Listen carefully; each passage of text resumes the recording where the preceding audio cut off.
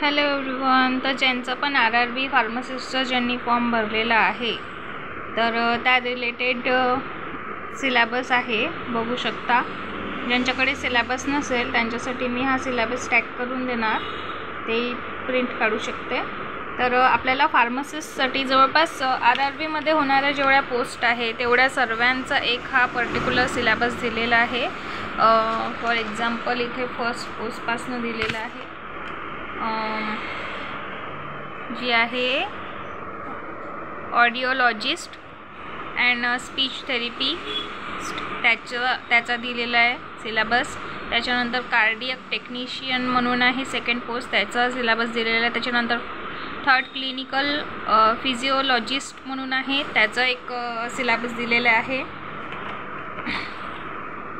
हे ना खूपच बारीक बारीक अक्षरमध्ये दिलेलं आहे, पण खूप जास्त डीप आणि वास्टमध्ये याची स्टडी करायची असते.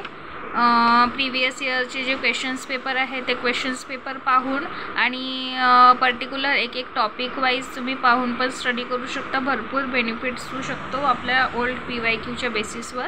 त्याच्यानंतर फोर्थ टॉपिक आहे डायटिशियनचा लेवल 7चा, हा त्यांचा सिलेबस आहे. तुम्ही व्हिडिओ पॉज करून, जर तुमच्याकडे नसेल प्रिंट तर तुम्ही व्हिडिओ पॉज करून लिहू शकता.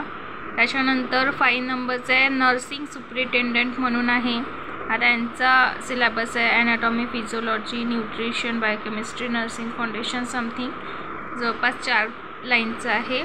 त्याच्यानंतर डेंटल हायजिनिस्टचा आहे 6 नंबरचा. डेंटल हायजिनिस्टचा पण हा सिलेबस दिलेला आहे, बघा. त्याच्यानंतर 7 नंबरचं डायलिसिस टेक्निशियनचा anatomy, biochemistry, pharmacology, physiology, kidney यांचा फार कमी सिलेबस दिलेला आहे. पण होऊ शकते की यांची थेअरी भरपूर असेल, याच्यावर क्वेश्चन एवढ्याच टॉपिकवर भरपूर विचारू शकत असेल. त्याच्यानंतर 8 नंबरचा पोस्ट आहे health and malaria inspector, group 3, grade 3 आहे शायद रे. तर food nutrition, environmental, sanitary engineering something, communicable, non communicable something हे आहे. नंतर 9 नंबरचा आहे लॅबोरेटरी सुपरिटेंडंट, हा लॅबोरेटरी सुपरिटेंडंटचा आहे सिलेबस, बघू शकता. 10 नंबरचा आहे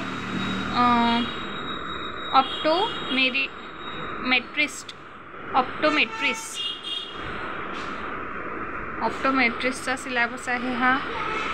त्याच्यानंतर 11 नंबरचा आहे परफ्युसिनोसिस्ट समथिंग, परफ्युसिनोसिस्ट आय डोंट नो. भरपूर मोठा सिलेबस आहे यांचा.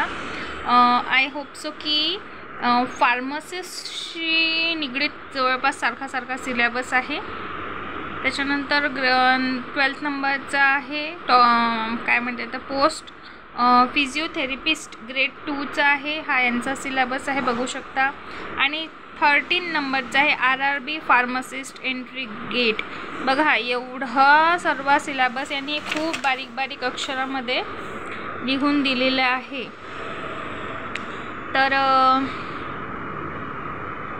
मी नेहमी जेव्हा पण कुठला पेपर देते तर मी तिथे असं मेन्शन करते की मला ही पोस्ट मिळालेली आहे म्हणून, जेणेकरून मी त्या रिलेटेड अभ्यास करू व्यवस्थित. बघा मी फार्मासिस्टचा सिलेबस एक्सप्लेन तुम्ही मधले स्क्रीनशॉट काढून पण लिहू शकता किंवा व्हिडिओ पॉज करून पण पाहून लिहू शकता. लिहून घ्यायचं हाताने, मी पण लिहिलेलं आहे. याच्यामध्ये फर्स्ट टॉपिक आहे ह्युमन ॲनाटॉमी अँड फिजिओलॉजी, HEPवर आहे. ह्युमन ॲनाटॉमी जो आहे त्या बॉडी स्ट्रक्चरबद्दलची इन्फॉर्मेशन असते, आणि फिजिओलॉजी ते जे बॉडी स्ट्रक्चर जे आहे ते कशा प्रकारे वर्क करते ते फिजिओलॉजी, हे स्टडी करायची आपल्याला. फार्मास्युटिकल ॲनालिसिसवर पण प्रश्न येणारे हाही एक टॉपिक आहे. जवळपास मी तुम्हाला टॉपिक सांगते याच्यामध्ये किती आहे. किडा साईड हो रे बाबा. 1 human anatomy and physiology, 2 pharmaceutical analysis, 3 pharmaceutics, 4 pharmaceutical inorganic chemistry, 5 remedial biology और रेमेडियल मॅथमॅटिक्स, आता मी फर्स्ट टाइम पाहिलं आहे. फार्मास्युटिकल ऑर्गॅनिक केमिस्ट्री, हा 6 biochemistry, 7 pharmaceutical microbiology, 8 pharmaceutical engineering 9, medicinal chemistry 10, pharmacology 11,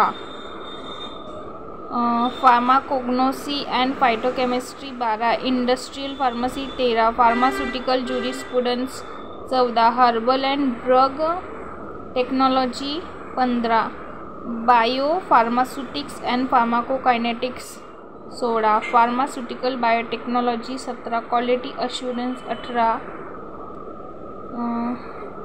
instrumental method and analysis हा 19, pharmacy practice 20, novel drug delivery system 21, biostatistic and research 22, social and preventive pharmacy 23, pharma marketing management 24, pharmaceutical regulatory science हा 25, pharmacovigilance 26, quality assurance and standardization herbals 27, computer and its drug design 28, cell and molecular biology 29, cosmetic science 30, cosmetic science experimental pharmacology 30, advance instrumentation technology technique 31, dietary supplement and nutraceuticals 32. I think so मी याच्यामध्ये काही miss केलं आहे. ज्युरिस्प्रुडन्स pharmaceutical ज्युरिस्प्रुडन्स नाही. Okay 31 topic दिलेला आहे याच्यामध्ये पूर्ण ऑल टोटल. तर हे diploma plus degree plus I think so M फार्मचे पण काही सब्जेक्ट असेल, कारण की माझा एम फार्म झालेला नसल्यामुळे मला